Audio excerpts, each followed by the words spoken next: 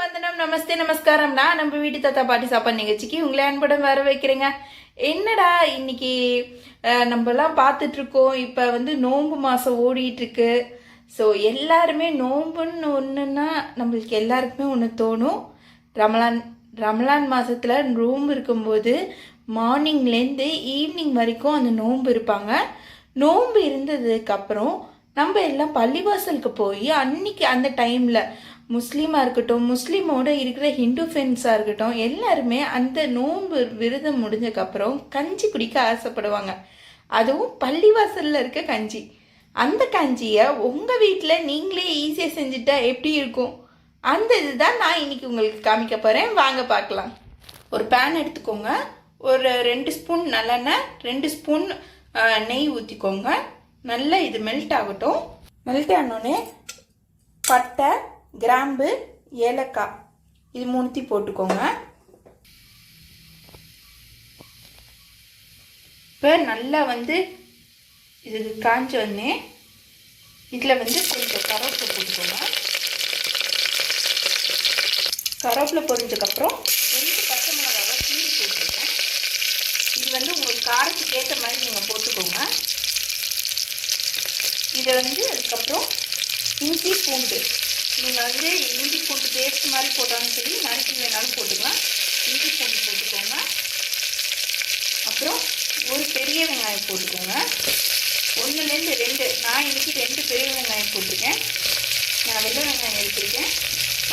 And 10 சின்ன வெங்காயம் அது போட்டிருக்கேன். ஸோ இது எல்லாத்தையும் ஒன்றா வதக்கிக்கலாம். ஒரு வதக்கிடுவேன்.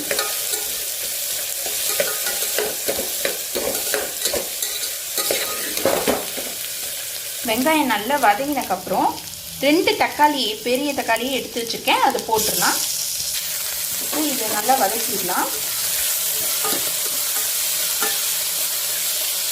வெங்காயம் எல்லாம் வதங்கிடுச்சு. கொஞ்சம் வதங்கினதுக்கப்புறம் நான் இன்றைக்கி ஒரு கேரட், கொஞ்சம் பீன்ஸ் இதை வச்சுருக்கேன்.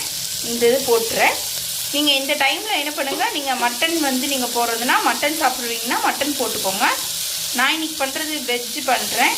ஸோ வெஜ் கஞ்சினால் நான் வெஜ் நோம்பு கஞ்சினால் நான் கேரட்டும் பீன்ஸும் போட்டிருக்கேன். இதில் போட்டு நல்லா வதக்குங்க.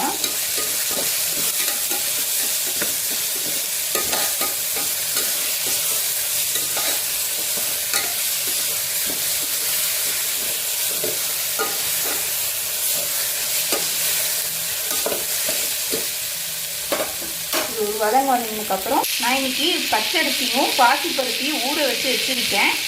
ஏற்கனவே 1 ஹவருக்கு முன்னாடி ஊற வச்சேன். பச்சரிசி 1 டம்ளர், 1/2 டம்ளர் பாசிப்பருப்பு. நான் இது 2த்தையும் நல்லா ஒரு கலந்து ஒன்றா ஊற வச்சுருக்கேன். ஸோ அதை இதில் போட்டுக்கலாம்.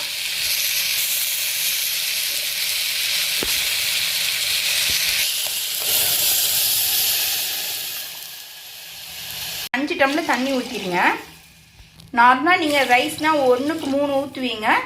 இது நம்மளோட கஞ்சினால் உங்களுக்கு 5 டம்ளர் தண்ணி ஊற்றிடுங்க.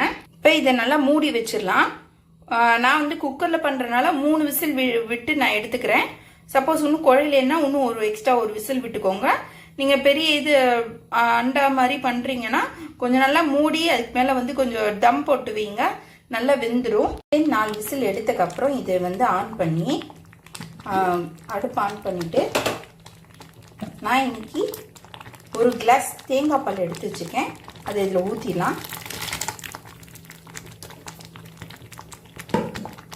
தேங்காய் பால் ஊற்றினதுக்கப்புறம் இது தேவையான அளவு உப்பு போட்டுருங்க. இப்போ இதை நல்லா கலரி விட்டுக்கோங்க, முழுசு வர மாதிரி.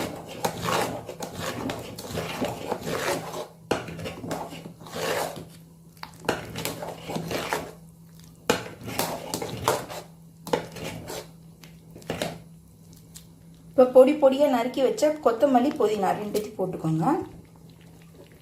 போட்டு இது நல்லா மிக்ஸ் பண்ணிடுங்க.